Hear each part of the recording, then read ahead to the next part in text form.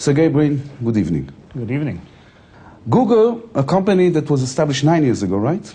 Almost 10. Almost 10, is now traded for the value of $181 billion, which is twice the yearly budget of the State of Israel, and makes you guys bigger than, I don't know, McDonald's and Disney and General Motors combined. And yet, you manufacture nothing. You produce an idea. Can you define for me the idea? The idea is that we take all the world's information and make it accessible and useful to everyone. And that's our mission. And that's a pretty important mission. Ultimately, having the right information available to you at any time when you need it is extremely valuable. And it can make a huge difference to your health, to your career, to your entertainment, to your education, to all of the most important things about you. Do you tell yourself, I changed the world?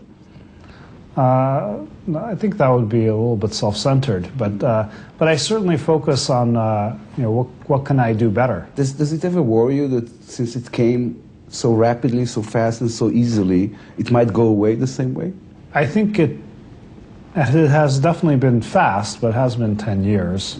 And it certainly hasn't been necessarily so easy at times. I mean, we've had to work really hard to accomplish what we have. I interviewed once Bill Gates, and he told me, he was talking about the fact that he transformed, in a way he didn't like, from a computer person, from a programmer, into a businessman.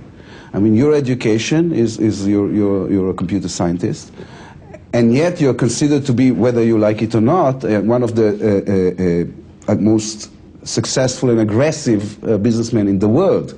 It is probably some sort of a contradiction in terms for you. I think I certainly enjoy technology very much, but I do think that with Google in my current position, I do have the opportunity to make a really big difference. And so I find that exciting, even if it's not in a direct technical capability as much. Let me ask you a question that it is politically correct to ask only in Israel. Okay. A company that the two founders are Jewish. The first employee, if I recall well, was Jew. Many of the seniors are Jewish. Does a company like this have a Jewish character? It's amazing how much the Israeli people are able to accomplish with few resources in a short amount of time and being really scrappy.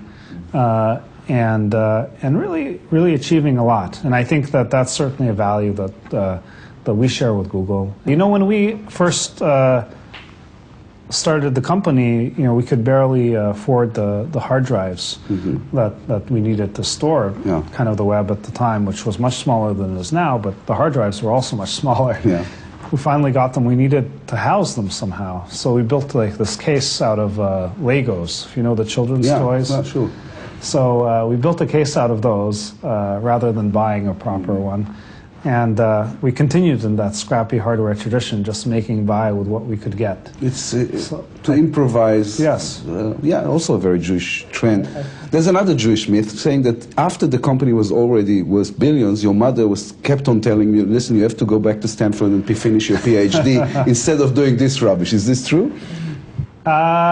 It's somewhat true. I do think my mom would be happier if I finished my PhD. I Googled the word Jew. And the first website that came on was a website called Jew Watch, which is an anti-Semite website of Holocaust deniers. And for me, I'm second generation to the Holocaust. For me, it was enraging. For me, it was the moment in which democracy should have boundaries. And I guess you beg to differ.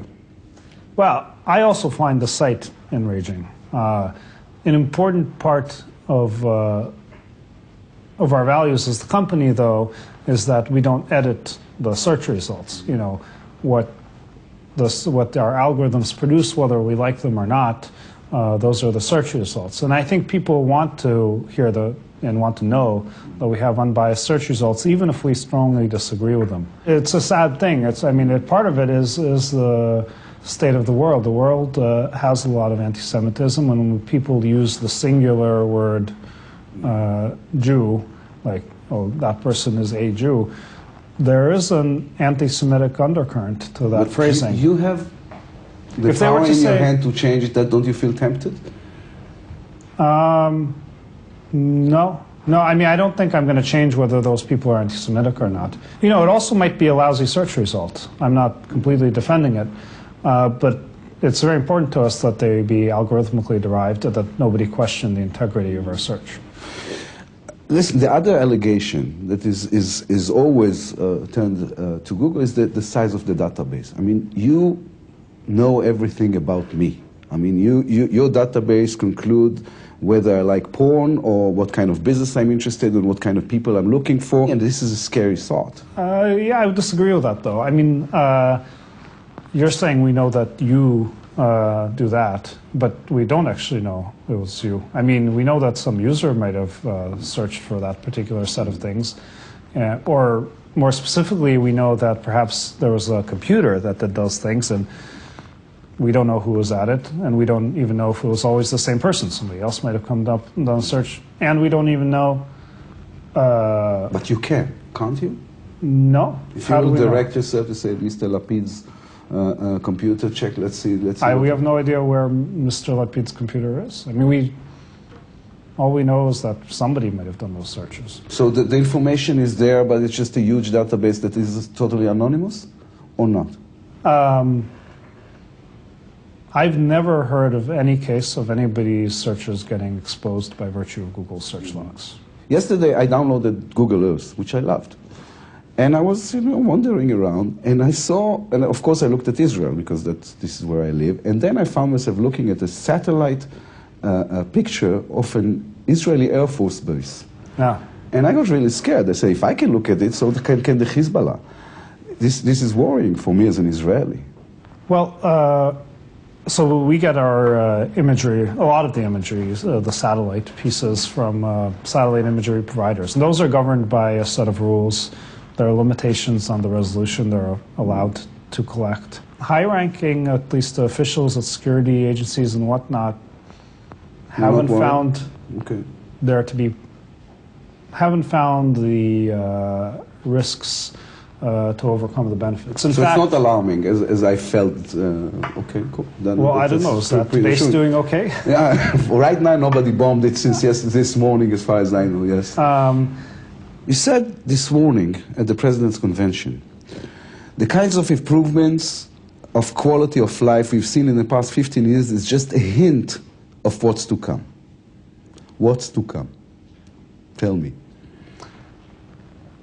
I think that certainly the kinds of comforts, as you said, we enjoy today are fantastic. Being able to research anything online just like that, being able to purchase things. For example, you don't know right now, specifics about what I'm telling you right this very second.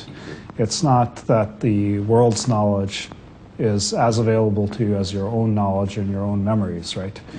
But yet, I think that's where the trend can go. We increasingly have more and more capable portable devices, like with our cell phones, which are with us all the time. And we increasingly have better ability to understand, what might be useful to a given person at a given time, what might we want to alert them to, and whatnot. And therefore, I think in the future we will see the world's knowledge as an extension of your own knowledge. Google has been winning for several years now, the #1 workplace to work for. And you supply your employees with 3 gourmet meals a day and entertainment and a gym that I saw beforehand. And are you afraid that there's a point that all this beautiful stuff is going to turn into a trap of honey which will make them work around the clock, or is this your goal? I think we want our employees to be productive, and to be productive, it means working hard, but it doesn't mean working crazy, and it means it's important to have a life outside of work. We want to have a healthy balance, and we're very proud to have that #1 place to work. You go down the corridor now, you see 2 guys playing PlayStation. Are you looking at us? Don't you ask yourself, what are they doing? How come they're not working? They work for me. I pay their salary. Sometimes I do. Sometimes I'll ask them, what are you doing? Okay. And invariably, they are working on something important, and they have been working hard, and they just take a break to refresh, because if you just have blinders on, you're just sitting in front of the computer for hours and hours and hours, you're not going to be as good an employee. Okay, I have the last question from my mother. Are you a happy person? I said to her, Mom, I'm meeting Sergey Brin today. She's not into technology. I said he's, he's this mogul, but he's 34 years old, and he's got the whole world. And she said, okay, but is he happy? Are you? I'm pretty happy. I can't complain. Yeah. But, many people I know who end up in a similar situation aren't. I mean, certainly that being very successful in your career early on doesn't necessarily mean you're happy. I actually take a lot of time and energy to make sure I'm happy generally. Play lots of sports. I was thinking of checking out your beaches, actually, here. Oh, next. you should. It's the best part of the country. Kiteboarding, maybe, if the wind's good. So, I think it is important to nurture yourself in a variety of ways, and I think happiness is a very important goal. Sergey Brin, thank you very much.